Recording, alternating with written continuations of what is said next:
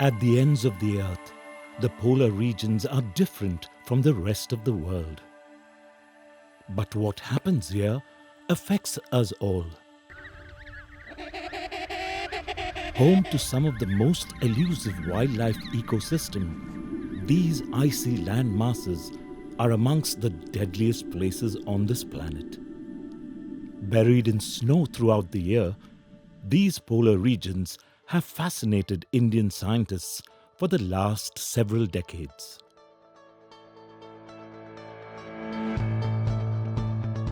The National Centre for Antarctic and Ocean Research is India's premier research and development institution, solely responsible for the country's research activities in the polar and southern ocean realms. NCOR, National Centre for Antarctic and Ocean Research, was established in 1998 under the aegis of Department of Ocean Development, which has now grown into a Ministry of Earth Sciences. The basic purpose of creating this organization was to carry out research in the polar regions. We started with the Antarctic expedition in 1982, and then in southern ocean regions, Arctic and Himalayas, which is known as Third Pole. The Research Institute has enabled leading interdisciplinary research that has changed our understanding of the Earth. With a research mandate that is quite challenging, the Centre is designated as the nodal organization for the coordination and implementation of the Indian Antarctic, Arctic, Himalayan and ocean research programs. The Indian Antarctic Program is a major initiative with distinct multi-institutional participation covering a wide range of research. The program has provided a platform to more than 2,000 personnel drawn from over 75 national institutes, universities and organizations to conduct experiments in Antarctica.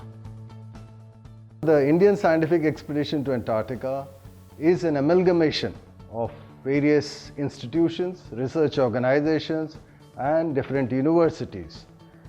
This is a truly national program wherein everyone chips in different disciplines, from atmospheric sciences to biological sciences to environmental sciences to geological sciences, glaciology, upper atmospheric, astronomy, also health and physiology sciences. So this encompasses the larger scientific program that we run, but the larger umbrella is the climate change program, which is the most important when we look at the largest refrigerator of this globe, that is Antarctica. The first Indian scientific expedition to Antarctica was launched in 1981, and by 1984, India's first research station, Dakshin Gangotri, was built. Soon, a second base, Maitri, was established at Shimaka Oasis.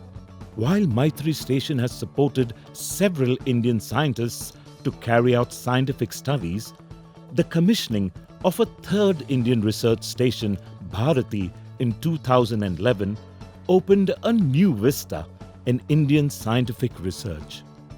The station caters to the entire scientific and logistic requirements within its state-of-the-art facilities. The enigma of the South Pole has attracted Indian scientists ever since they set feet on the icy continent. The first Indian scientific expedition to the South Pole from the Indian station Maitri was launched in the year 2010, with the basic purpose to establish the capability of penetrating deeper into the continent in order to conduct meaningful science. An 8-member team covered a distance of 2,300 kilometers in 9 days, with regular halts for collecting snow and ice samples, reaching the South Pole on 21st November 2010. In 2007, NCAOR initiated its scientific activity in the Arctic region with a research base, Himadri, established on the International Arctic Research Base at New Alsund in Svalbard, Norway. One of the major works undertaken in the Arctic was the deployment of IND-ARC, India's first multi-sensor mooring in polar waters. The Indian Arctic expedition started in 2007, and in 2008 we had the Himadri station commissioned. The major thrust areas of research in Himadri has been the atmospheric sciences, the biogeochemistry of fjords, as well as the glaciology program. The major achievement which I can think of is the deployment of IND-ARC. IND-ARC is the first multi-sensor mood observatory deployed by India in any polar waters. So that was deployed in 2014.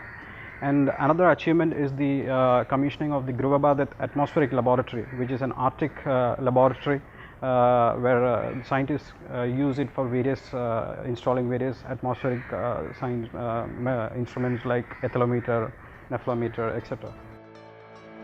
In recent times, the center has also set up a research station in the high altitude regions of the Himalayas for undertaking an integrated study on the health and fate of benchmark glaciers from the Chandra Basin in Lahaul and Spiti Valley of Himachal Pradesh. The third pole region, which consists of Himalaya and the Tibetan region, provides the water towers of the Asian region and livelihood of the people living in around this place. And the Himalayan glaciers are extremely important not only for as a water resource, as well as also the ecological systems in Himalaya, as well as the livelihood of the people. And NCOR would like to understand how these glaciers are behaving in a climate warming condition, and how they are presently responding, and what are the fate in future. So to understand that, NCOR is setting up a station in Himalaya and studying some of the major glaciers like Barashikri and Samudra Tapu, as well as recovering records of climate change within Himalaya. Apart from in situ studies spread across the Antarctic, Arctic and the Himalayas, the center also facilitates cryospheric research by offering state-of-the-art in-house research facilities. One such unique facility is the Ice Core Laboratory that has world-class facilities to preserve and study snow and ice cores from the polar regions. Several ice cores ranging to the depth of 100 meters have been retrieved from the East Antarctic region. Analysis of these ice cores has helped scientists reconstruct climatic records over the last 2,000 years. The Polar Remote Sensing Division at NCAOR has been developing indigenous geospatial applications for automatic extraction of polar geographical, topographical, and supraglacial information for deciphering climate change signals and also supporting safe logistic activities. Our basic focus for the last 10 years has been to generate a well-refined digital elevation model for selected areas of Antarctica where we have logistic activity, and we have achieved that with a high degree of accuracy. Secondly, we have also diversified and we have gone to do the classification of the surface types. Okay, we are able to identify using high resolution data set different types of surfaces where we can monitor the health of the cryospheric system. Another major research focus at NCAOR is to understand the impact of the Southern and Indian Ocean sector on the regional and global climate variability. The center has so far led 8 Southern Ocean expeditions with active participation from several national and international research organizations and universities. We are concentrating the role and response of Southern Ocean to the global climatic changes or regional climatic changes. To understand this, mainly we are studying about the CO2 dynamics, that is carbon dynamics. NCAOR also deals with various facets of the International Ocean Discovery Program in India that explores Earth's history and dynamics, using ocean-going research platforms to recover data recorded in seafloor sediments and rocks, and to monitor sub-sea floor environments. NCOR is the nodal agency which implements on behalf of Ministry of Earth Sciences. It implements all the IODP activities in India. And in this series, last year we had a great opportunity to participate in one of the drilling expedition in the Arabian Sea.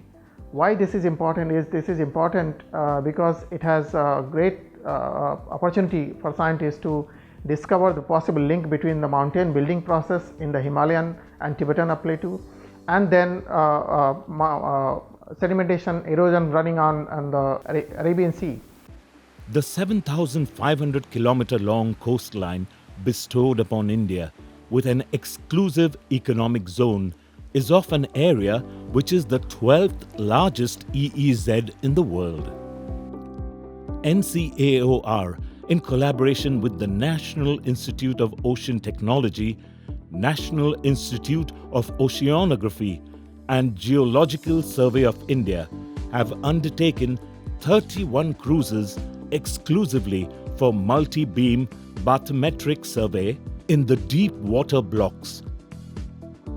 The center takes pride in the management of its ocean research vessel Sagar Kanya. This 100-meter-long vessel can accommodate 31 scientists along with 60 crew members on 35 days at a stretch voyage. With its commitment to excellence in science, the center provides perfect opportunity for undertaking research and development. Here, the science is constantly driven by its curiosity to understand our world, and the scientific team uses best of the research facilities to capture evidences of our changing planet. NCAOR has now earned an international reputation for its expertise in carrying out science and logistics in the polar and southern ocean regions.